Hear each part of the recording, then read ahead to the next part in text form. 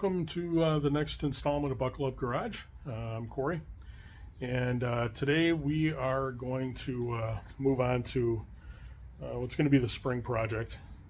The last couple videos is just kind of some mundane stuff from one of my dailies, a couple of road trips I took early this spring. But now we're getting into the good weather.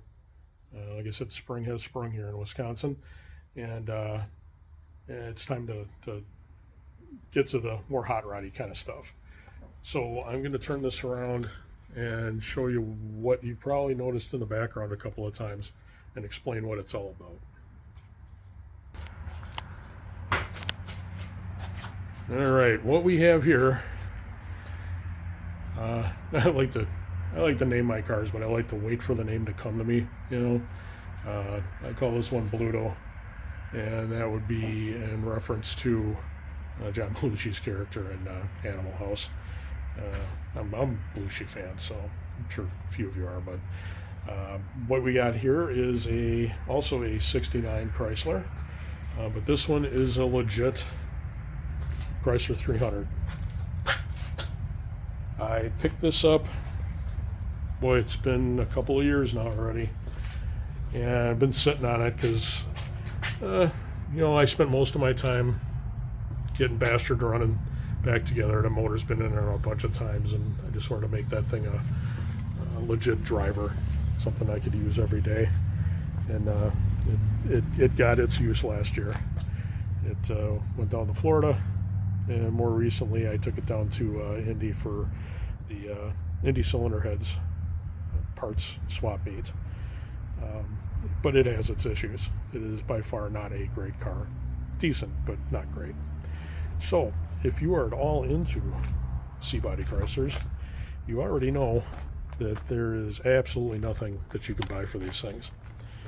It is a really old school way to deal with a car. No sheet metal is made. Nobody supplies anything. There's some interior stuff, seat covers, but you know, the odds and ends and things like that. But if you want to do anything with these, this is the way to go. So I found this on Marketplace, and initially I was trying to talk the guy into just selling me the Hideaway grill, because I wanted to add that to the New Yorker. I know I've got 300 taillights in the New Yorker already. It throws people off sometimes. It is a New Yorker, it's not a 300, but this one is. So I was talking to the guy. He really didn't want to sell or start parting it. He had used the 440 and the trans out of it somewhere along the line for something else. I got to talking to him and started talking about the overall condition sheet metal wise. And while he was pretty honest about it and how bad some of it was, some of the things that I needed were actually really good on this one. The stub frame in the white car is getting pretty soft under the driver's side. And if you know C-bodies at all, the entire front subframe is removable, a lot like Novas and Camaros and things like that. And this one has got a very solid subframe in it, or stub frame, however you want to term it. So I got to talking to the guy, and I just decided to buy the whole car. I think I paid $1,000 for it, if I remember right, which might have been a little hefty, but it is what it is. But this one is actually got really solid lower quarters, inner wheel wells, trunk drops, doors are good, fenders are good, hood is good, windshield's not good. As I said, the 440 is long gone. This one is born with a 350 horse 440, not a 375 TNT. It was an AC car, power brakes, power steering. And again, on the inside, it is a power window car and a power driver seat, buckets, and a buddy seat. But as you can see, the roof is like looking up at the stars. What had happened with this is it sat out in a field in central Illinois for probably 25 years. And the vinyl roof burned and rotted and split, and then it started holding water and rotted out. You know, the roof, as you could see, down below the back window, I mean, there's nothing here anymore. There's nothing holding the glass in. This is a really big trouble spot on most of these, because you'd be hard-pressed to find car C bodies in this era that weren't vinyl top cars, especially in the Chrysler line, and they rot. That's getting soft on my white one, so that's one of the things that I was a little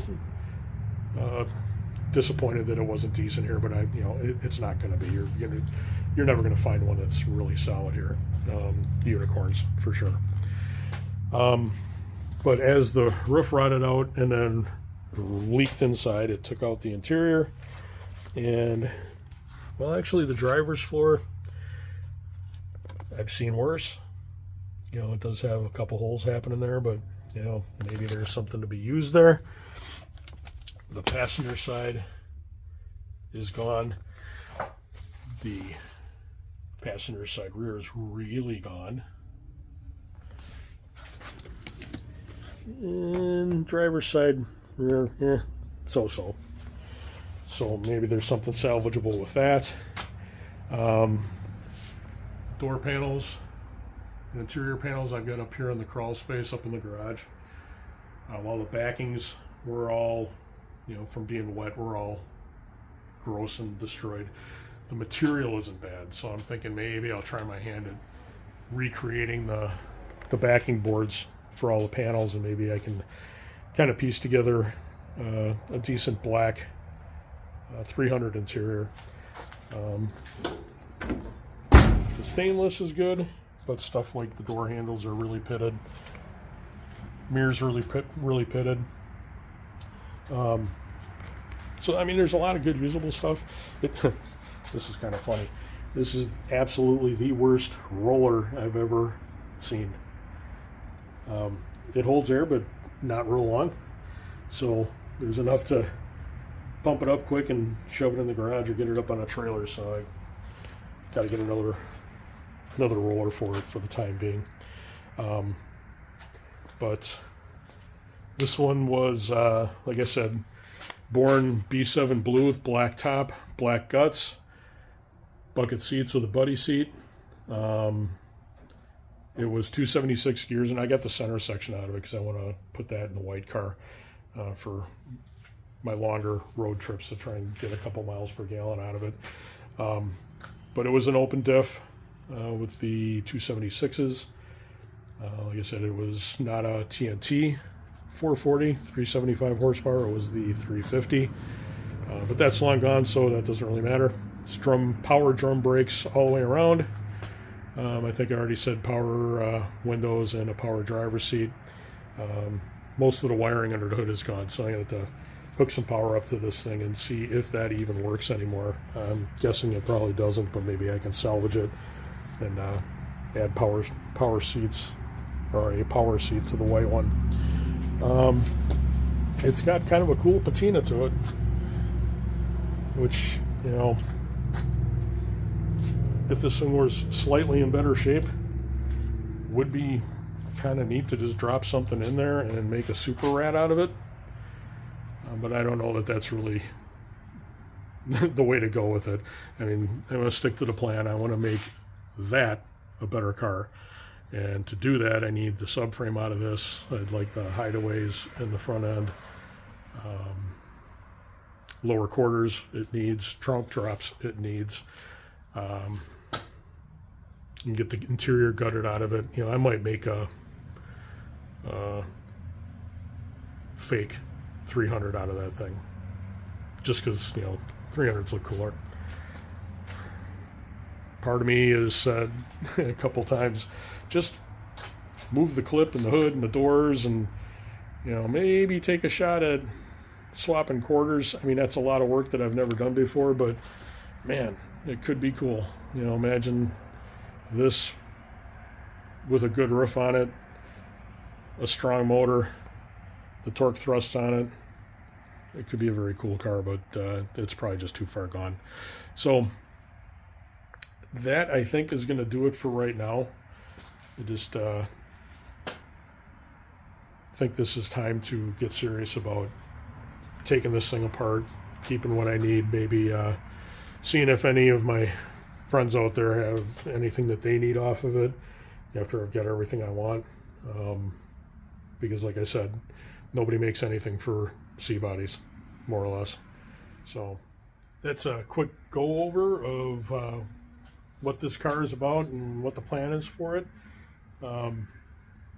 If you are all interested in C bodies and something like this, I would recommend also checking out Shipwreck Mopars down in Illinois that gets way more into these than I do. He's got some really good content you should check out. And also Scott's Speed Shop has just started a series on his 69 Chrysler 300. You know, we've talked a couple of times about the cars, you know, so his is going to be worth checking out. So again, Shipwreck Mopars and Scott's Speed Shop. I'm Buckle Up Garage. I'm Corey. Again, I appreciate you tuning in, and hit that subscribe button, leave me some comments, and we'll see you in the next episode. Later.